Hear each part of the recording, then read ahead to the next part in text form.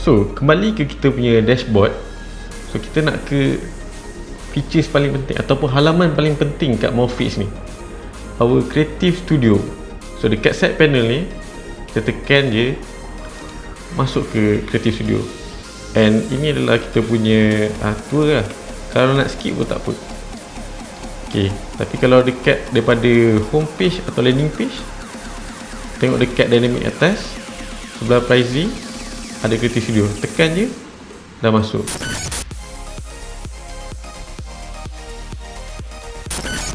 So features pertama Morphix, analisis. Okay, berbeza dengan macam mana kita analisis dekat ChatGPT. Kalau kita masukkan gambar, selalunya kita akan cakap minta dia analisis, and dia akan bagi random visual description yang kita tak tahu pun sebenarnya kita nak dia intention macam tu.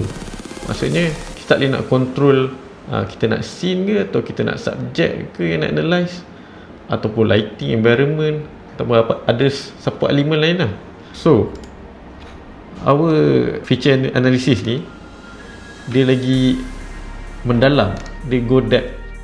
Macam contohnya kalau saya masukkan gambar daripada reference saya sendiri, contoh gambar kereta ni, saya nak analisis scene dia punya prop ni, lighting, paling penting sekali lah, macam mana dia describe environment tu precise ataupun cakap tepat.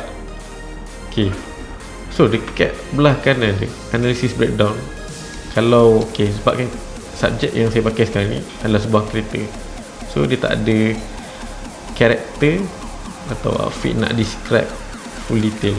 So dekat Morphix analysis breakdown ni, benda paling pertama akan tunjuk adalah character features, outfit, scene description, pose and expression, lighting, camera and lens, style and color.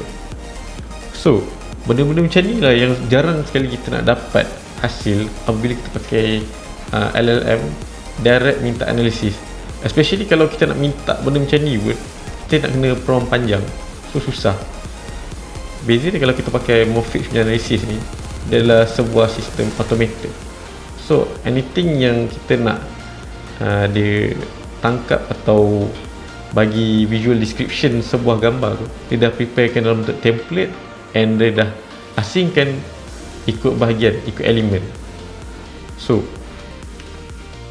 contoh kalau saya ambil gambar lain, kita ambil yang ada pose. Okay, saya tekan lagi sekali analisis.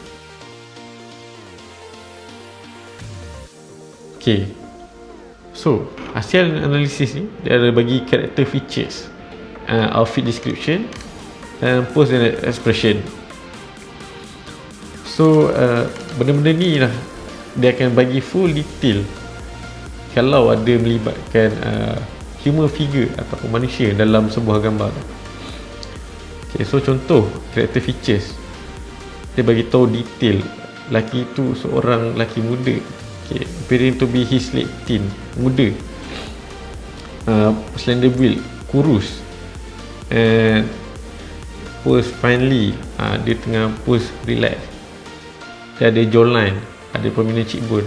So feature-feature, character feature dia dah analisis siap, full detail, body structure dia, anatomy dia, poses dia, expression dia.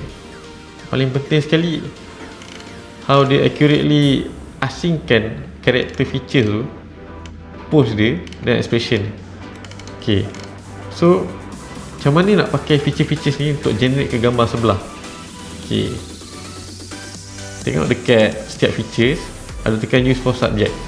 So tekan 1, 2, 3, 4, 5. Okay, semua 5 features yang ada dekat sini yang boleh tekan ni adalah features yang boleh bawa pergi sebelah ke generate. So tujuan dia bila dah masuk dah analisis, tak perlu copy, just tekan je button ni, dia akan bawa ke sebelah. So instead of kita copy and paste, dia dah auto susun dengan ikut dia punya segment. So anda tak perlu nak prompt, tak perlu nak susun balik, dia dah masukkan. Kecuali kecuali bahagian lighting ke bawah. Okay, sebab apa?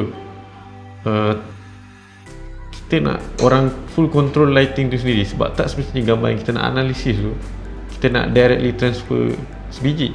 Sebenarnya kita nak ambil dia punya mood je, atau nak ambil dia punya visual style. So macam mana kita orang provide maklumat tu supaya korang boleh prompt, instead of korang masukkan dalam bentuk teks atau masukkan dalam bentuk drop down.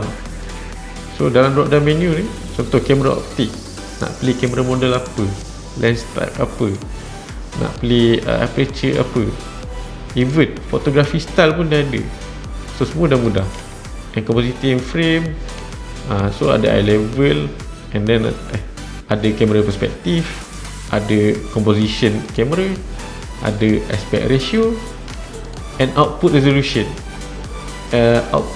Untuk reminder, output resolution ni tertakluk pada jenis engine yang dipilih lah.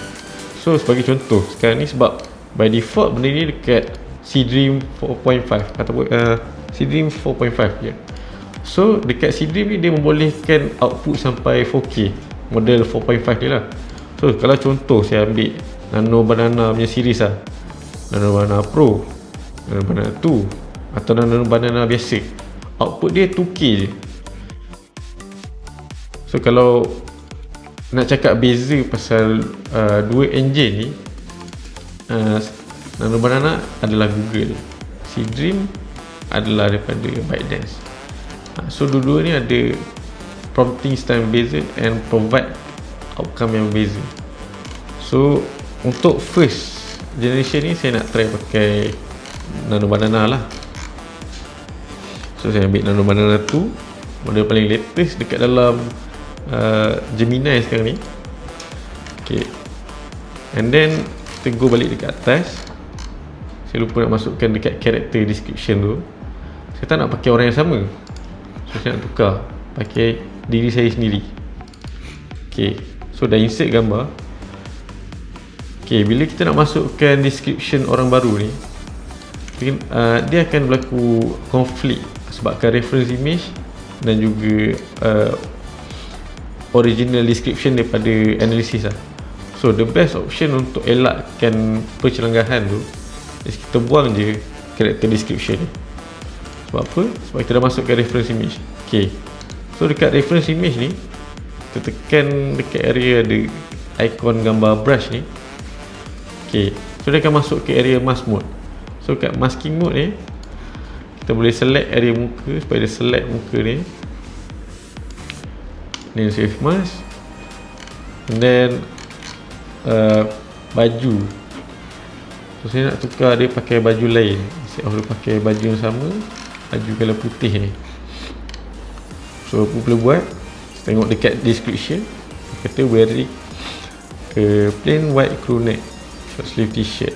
Instead of cakap t-shirt, kita cakap wearing a white wearing a crew neck shirt, jersey style lah, sebab based on reference image baju ni jersey. Okay, saya tweak sekejap prompt ni supaya boleh adjust ikut reference prompt. And then kalau seluar ni kita biarlah dia pakai seluar fabric ni. Okay, camera lens, kalau based on daripada reference gambar, dia kata camera lens ni dalam 50mm, and then dalam ni f4 to f8 sebab nak nampak sharp. So saya nak buat dia half body shot lah, sebab gambar reference ni dia full body shot. Okay, so kita biar je medium shot ni, and then kita ambil saya nak tukar high angle, low angle. Okay, composition biar je default je. Orientation aspect ratio tu saya nak ambil portrait 3:4. Okay, wallpaper nak buat dia bokeh creamy, so saya tukar jadi 2.8. Lens type maybe saya nak ambil dia tighter angle lagi, 85mm. And type of photography, sebab nak kena dengan environment tadi, portrait photography ataupun studio photography, kena dengan environment ni lah. Okay, to take note, salah satu pasal features drop down ni, bila kita pilih preset yang dah sedia ada ni, dia kena make sure yang kita faham function setiap button drop down ni, atau faham outcome dia bagi, sebab nanti dia akan jadi konflik dekat output. Okay, so pergi kat lighting setup, pergi kat dramatic, so lighting, so saya nak ada dramatic kuat sikit dia punya lighting, ataupun saya tukar lah, nak ambil dia low key biar dia nampak dark sikit background tu. Okay, ambient ni biar je sebab dia indoor, tak perlu nak ambil ambient, sebab ambient ni biasanya untuk natural weather atau geoscene macam tu lah. Okay, grade, okay, monochrome neutral dah kasihkan hitam putih. Post processing ni tak perlu kot sebab saya tak nak pakai. Okay, so try generate satu gambar, so kita tengok macam mana dia tangkap. So inilah output hasil daripada generation kita.